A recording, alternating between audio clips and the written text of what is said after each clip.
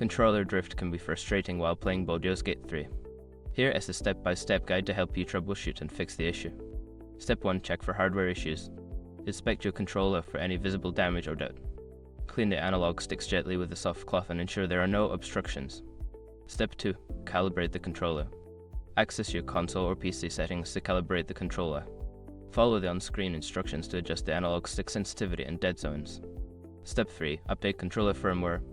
Ensure your controller's firmware is up to date. Check the manufacturer's website or your console settings for any available updates and install them. Step 4. Adjusting game settings. Navigate to the game settings in Baldur's Gate 3 and look for controller options. Adjust the sensitivity and dead zone settings to see if it resolves the drift.